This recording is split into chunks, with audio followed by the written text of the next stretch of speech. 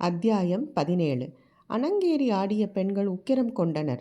போர்க்களத்தில் விரிந்த கூந்தலும் பிளந்த வாயுமாக நினத்தை தின்று குதித்தாடும் பேயாடல் தொடங்கியது. துடியின் ஓசை காதை கிழித்தது. கூட்டத்தின் குலவை ஒளி பேரச்சத்தை ஏற்படுத்துவதாக இருந்தது.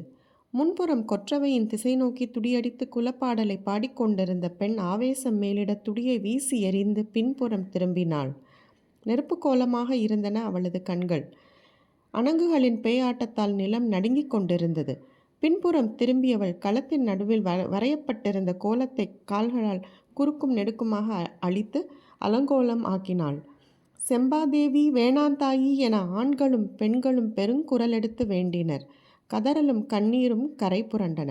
கோலத்தின் நடுவில் நாணல் கூடையில் வைக்கப்பட்டிருந்த வெண்சாந்து உருண்டையை நோக்கி போனாள் அவள். அவளது கண்களில் இருந்த ஆவேசத்தையும் கைகளில் வேகத்தையும் கண்டு கூட்டம் நடுங்கியது.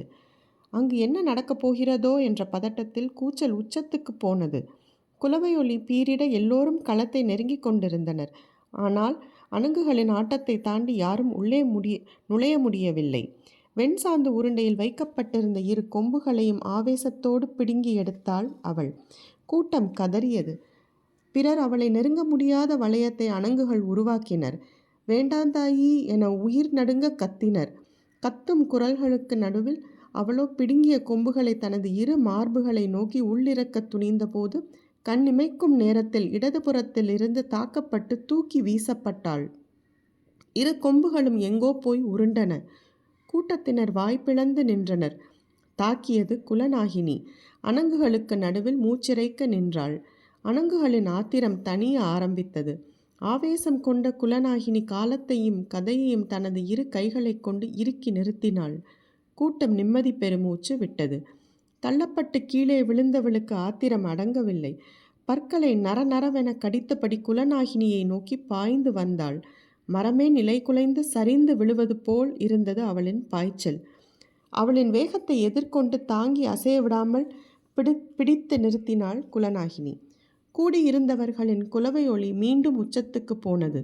அவளது இரு கைகளையும் பிடித்த குலநாகினி அப்படியே அழுத்தி வெண்சாந்து உருண்டை வைக்கப்பட்டிருந்த கூடைக்கு முன் அமர வைத்தாள். கூடையை பார்த்ததும் அவளின் கொதிப்பு கொஞ்சம் கொஞ்சமாக அடங்கத் தொடங்கியது. குலநாகினியை அண்ணாந்து பார்த்தபடி அனைத்து பற்களும் தெரிவதைப் போல முழு வாயிலும் சிரிப்பை காட்டி தலையாட்டினாள். அதே போன்ற சிரிப்புடன் தலையை வேகமாக ஆட்டி அமைதிப்படுத்தினாள் குலநாகினி. அணங்கு ஆடிய 4 பெண்களும் பல்வரிசை காட்டி சிரித்தபடியே அவளை சுற்றி அமர்ந்தனர். குலநாகினி அந்த வட்டத்தை விட்டு வெளியேறி தனது இடத்துக்கு போனாள். கபிலருக்கு உடல் முழுவதும் வியர்த்து வடிந்தது. கூட்டத்தின் நெரிசலில் பாரி எங்கு நிற்கிறான் என தெரியவில்லை. நிலைமை அமைதியான பிறகுதான் பாரியின் அருகில் அவரால் வர முடிந்தது. கணிக்க முடியாத நிகழ்வுகளை கைக்கொள்ள யாரால் முடியும்? இது காலங்களுக்கு இடையில் நடக்கும் போர். நினைவுகளின் வழியே குருதி வழிகிறது. நம்மால் என்ன செய்ய முடியும்? வெட்டுக்காயம் இருப்பதோ பல 100 ஆண்டுகளுக்கு முன். பாரியின் வார்த்தைகளை கபிலரால் பற்ற முடியவில்லை. காட்சிகள் ஏற்படுத்திய கொதிப்பால் அவர் மனம் திணறி கிடந்தது. மூச்சுவிட முடியாத திணறலோடு தான் பாரியின் குரலும் இருந்தது. கபிலர் பாரியை உற்று பார்த்தார். புருவம் உயர்த்தி பெருமூச்சு விட்டபடி பாரி சொன்னான், கதை இன்னும் முடியவில்லை என்று. கபிலரின் கருவிழிகள் அசைவற்று நின்றன. 3 வாரங்களுக்குப் பிறகு பெரும் படையோடு உறையூர் தலைவன் செம்மலை அடிவாரம் போனான். அப்போது அவர்களை எதிர்த்து போரிட அங்கு யாரும் இல்லை. அந்த பெரும் பொக்கிச மலை தங்களின் ஆளுகைக்கு வர காரணமான மகன் கிள்ளியை கொண்டாடி தீர்த்தான் தந்தை. சில மாதங்களுக்கு பிறகு கிள்ளியின் குதிரை உறையூரின் பெரும் வீதியை கடந்தபோது தொலைவில் வெண்ணெய் விற்கும் பெண் ஒருத்தி போவது தெரிந்தது. சற்றே அருகில் போய் பார்த்தான். அவனால் நம்பவே முடியவில்லை. தலையில் கூடையை சுமந்து போய்க் கொண்டிருந்தவள் செம்பா. வாய்ப்பிழந்து நின்றான். அன்று நள்ளிரவு நடந்த தாக்குதலில் இந்த அழகு தேவதை அழிந்து போனாள் என்றல்லவா எண்ணியிருந்தேன்.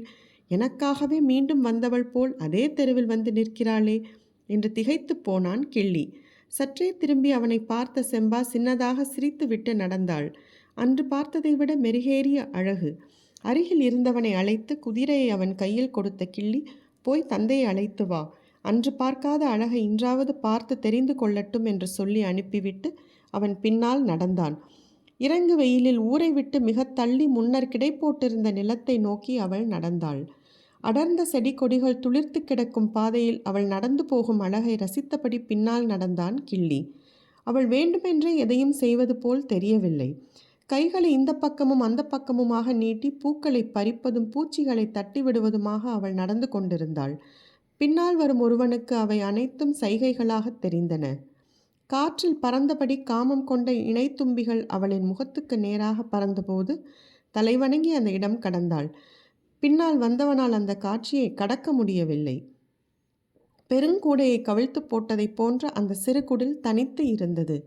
அவளை திரும்பி பார்க்காமலேயே குடிலுக்குள் நுழைந்த செம்பா படலை மூடாமல் திறந்தே வைத்தாள். அவள் நடக்கத் தொடங்கிய பொழுதிலிருந்து அவனை அழைத்தபடிதான் இருக்கிறாள். வீட்டுக்குள் நுழையும் போது தனியாக அழைக்க வேண்டுமா என்ன? அவன் குடிலுக்குள் தலை நுழைத்தான். அதற்குள் வைக்கோல் பாய் ஒன்றை விரித்திருந்தாள். அதன் நடுவில் கால் மடக்கி அவள் அமர்ந்தபோது தும்பி உடல் மடக்கி பறந்தது அவனின் நினைவுக்கு வந்தது. முன் செல்லும் தும்பியை நினைத்தபடி பின்னந்தலை சரிய பாயில் படுத்தான். செம்பாவின் முதுகின் மேல் கை வைக்க போதுதான் அவனுக்கு உள்ளிருந்த ஆபத்து பிடிபடத் தொடங்கியது. குடிலின் 4 திசைகளிலும் செம்பாவைப் போலவே 4 பெண்கள் குத்த வைத்த நிலையில் உட்கார்ந்திருந்தனர். பார்த்த கணத்தில் சட்டென எழ முயற்சி செய்யும்போது ஆளுக்கு ஒருவராக அவனது கைகளையும் கால்களையும் பிடித்தனர். அவன் கடும் கோபத்தோடு கூச்சலிட்டு தன்னை விடுவிக்க முயன்றான். அவர்கள் பெரும் அழுத்தம் கொடுக்காமல் மிக இயல்பாக அவனை அழித்து பிடித்தனர். நாளொன்றுக்கு 100 மாடுகளின் 400 காம்புகளில் பால் கறக்கும் விரல்கள், பெரும் கிடைக்குள் விதவிதமான கொம்புகளோடு உரசி கிடக்கும் எண்ணற்ற மாடுகளை விலக்கி நகர்த்தி தள்ளி வெளிவரும் கைகள், அதுவும் ஒருவர் இருவர் அல்ல, 4 பேர். அவனால் என்ன செய்ய முடியும்? செம்பா குடிலின் மேல் செருகி வைக்கப்பட்டிருந்த 2 கொம்புகளை உருவி எடுத்தாள். அதுவரை கத்திக்கொண்டிருந்தவன் கண்களின் முன் மரணத்தின் வடிவத்தை பார்த்து உறைந்து போனான். குருதி கரையேறி இருந்த கொம்புகள் கோவனின் தொண்டைக்குழிக்குள் இறங்கியவை. விட்டுவிடுங்கள், விட்டுவிடுங்கள் என்று மீண்டும் மீண்டும் உயிர் போக கத்தினான். காவிரி ஆற்றங்கரையில் செழித்து கிடக்கும் மரப்புதர்களை தாண்டி தனித்திருக்கும் குடிலுக்குள் போடும் கத்தல் யாருக்கு கேட்கும்? செம்பா கால் மடக்கி அவன் அருகில் உட்கார்ந்தாள். நெஞ்சுக்குழிக்குள் கொம்பை இறக்கப் போகிறாள் என அவன் நடுங்கிய போது அவனது மார்பில் கோவனுக்கு பிடித்த ஒற்றை சுழி கோலத்தை போட்டாள் செம்பா. கொம்பின் நுனி அவன் நெஞ்சின் மேல் தோலை கீறியபடி நகர நெஞ்சு நிறைய மெல்ல ஊறும் குருதியின் வழியே ஒற்றை சுழி கோலம் உருவானது. அவள் என்ன செய்கிறாள் என அவனுக்கு புரியவில்லை. நெஞ்சு பகுதியை முடித்த பிறகு இடுப்புக்கு கீழ் 2 கால்களிலும் வளைந்த 2 கோடுகளை கொம்பின் கூர்முனை கொண்டு இழுத்தாள்.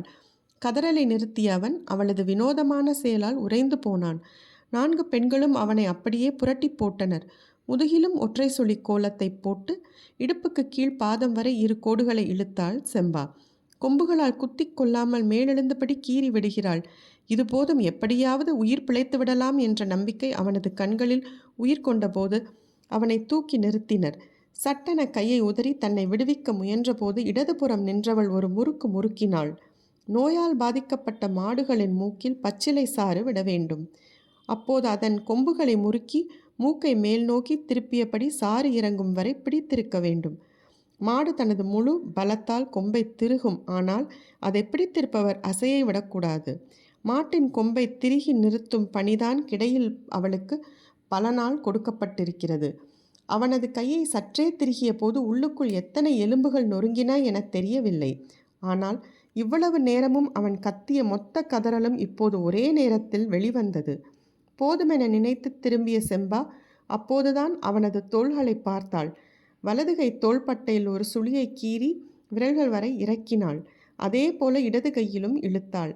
கொம்பை மீண்டும் மேற்கூரையில் செருகிய செம்பா குடிலின் ஓரத்தில் மூடி வைக்கப்பட்டிருந்த நாணல் கூடையை எடுத்தாள்.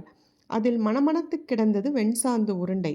அதை 2 கைகளாலும் அள்ளி அவனது கழுத்திலிருந்து கால்கணு வரை பூசினாள். வெண்ணெயின் குழுமை அவனது உடலெங்கும் பரவியது. கூடை நிறைய இருந்த வெண்சாந்து உருண்டை அவன் உடல் முழுவதும் மணமணத்தது. 4வரும் பிடியை விட்டு விலகினர். உயிர் பிழைத்தால் போதும் என குடிலை விட்டு வெளியே ஓடினான் கிள்ளி. நீண்ட இடைவேளைக்கு பிறகு வெண்சாந்து உருண்டையின் மனம் காற்றில் பரவி பறவைகளின் மூக்குக்குள் இறங்கியது. ஓடிய கிள்ளியின் இடதுபுற தோளிலே வந்து அமர்ந்தது ஒரு காகம். ஒரு கையால் அதை தட்டிவிட்டு திரும்பும் போது 3 காகங்கள் வலதுபுற தோளில் அமர வந்தன.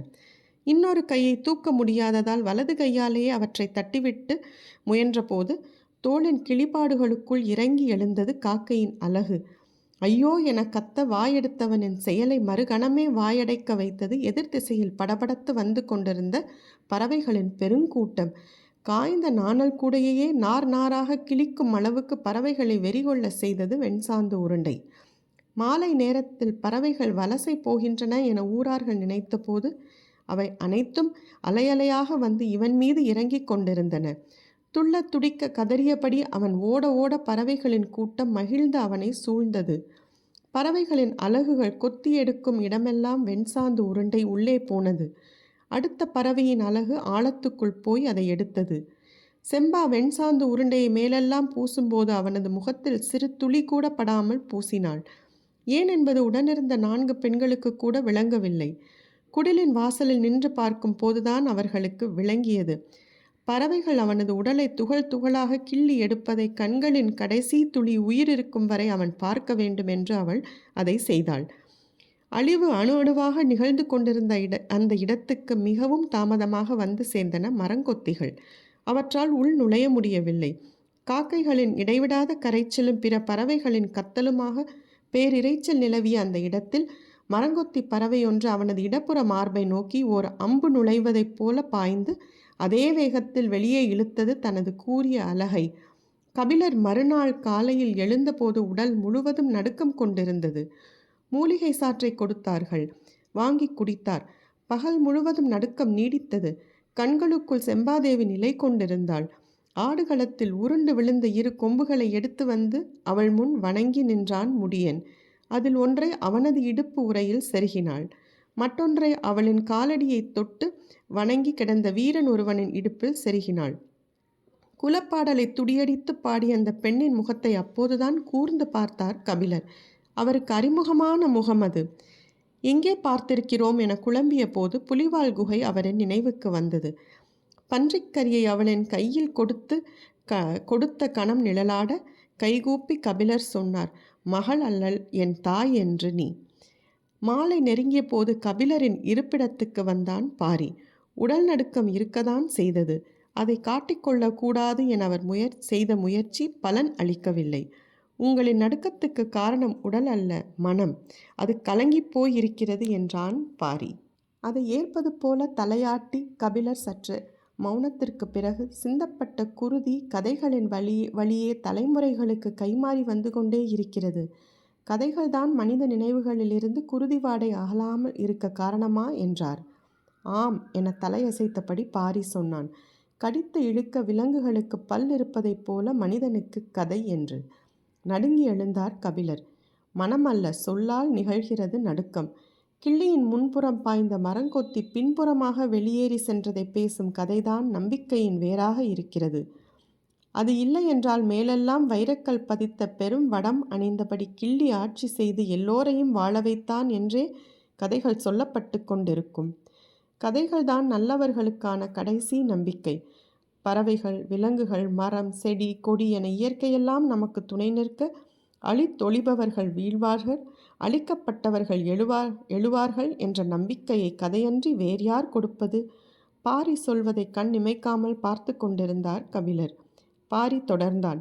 ஈட்டியை விசைகொண்டு எரியும் எங்கள் வீரர்களின் கை தன்னிகரற்ற வலிமை கொண்டிருப்பது சதையால் அன்று கதையால் என்று. இந்த பதிலில் இருக்கும் நியாயங்கள் ஏன் என்னை வந்து சேரவில்லை? அதை தடுத்து கொண்டிருந்த உண்மைகள் என்ன என்று யோசித்தார் கபிலர். வேந்தர்களுடன் தான் கொண்ட நட்புக்கு மனம் நம்பிக்கையாக இருக்க நினைக்கிறது. தன்னை பேணி போற்றுவதில் வேந்தர்கள் காட்டிய அக்கறையை பொய் என எப்படி சொல்ல முடியும்? எண்ணங்கள் மன கலக்கத்தை மேலும் அதிகப்படுத்தின. அவர் பாரி சொன்னதை வழிமொழியவில்லை. முகம் உணர்வுகளை வெளிக்காட்டிவிடக்கூடாது என நினைத்து சற்றே இறுக்கத்துடன் தலை சாய்த்தார். கவனித்த பாரி சின்னதாக புன்முறுவல் பூத்தபடி இருக்கையை விட்டு எழுந்தான். நீங்கள் நன்றாக ஓய்வெடுங்கள், நாளை காலை நான் வந்து பார்க்கிறேன் என்றான். ஏன், நான் இன்று வர வேண்டாமா என்று கேட்டார் கபிலர். உங்களது உடல்நிலை அப்படி இருப்பதால் ஓய்வெடுங்கள் என்று சொல்கிறேன். இன்று 3ஆம் நாள், மற்ற நாட்களைப் போல இருக்காது. சற்றே அச்சமூட்டுவதாக இருக்கும் என்றான் பாரி. அச்சம் என்பதற்கு அவன் கொண்டுள்ள விளக்கத்துக்குள் நேற்றைய நாள் இடம்பெறவில்லை போலும். கடந்த 2 நாட்களில் நடந்தவற்றை நினைவு கூர்ந்தவாறே கபிலர் கேட்டார். தெய்வவாக்கு விலங்கு பழம் எடுத்த பிறகுதானே குலப்பாணன் உள்ளிறங்குவான். முன்கூட்டியே எப்படி செல்கிறீர்கள் என்று. 3ஆம் நாளில் தெய்வ வாக்கு விலங்குக்கு வேலை இல்லை. காலங்காலமாக பின்பற்றப்படும் மரபு இது என்றான் பாரி. மரபுகளுக்கு காரணம் இருக்க வேண்டுமல்லவா என்று வினவினார் கபிலர். நீங்கள் வருவதில் உறுதியாக இருக்கிறீர்களா என்று கேட்டான் பாரி. ஆம் என்றார் கபிலர். சரி, வாருங்கள், பேசிக்கொண்டே போவோம் என்றான் பாரி. இருவரும் கொற்றவை மரம் நோக்கி புறப்பட்ட போது இருள் முழுமை கொண்டு விட்டது. கபிலர் சொன்னார், மரபுக்கான காரணத்தை சொல்லாமல் அமைதி காப்பது எதனால் என்று கேட்டார். தனித்த காரணம் ஒன்றும் இல்லை. நான் வேறு சிந்தனையில் இருந்ததால் மறந்துவிட்டேன் என்று சொன்ன பாரி மேலும் கூறினான். உடலெல்லாம் அச்சம் கொண்ட தெய்வ வாக்கு விலங்கால் பழங்களைத்தான் எடுக்க முடியும், பாம்புகளை எப்படி எடுக்க முடியும் என்று கேட்டான். புரியவில்லை என்றார் கபிலர். இன்று சொல்லப்பட போவது நாகக்குடியின் கதை என்று முடித்தான் பாரி. அத்தியாயம் 17 நிறைவுற்றது.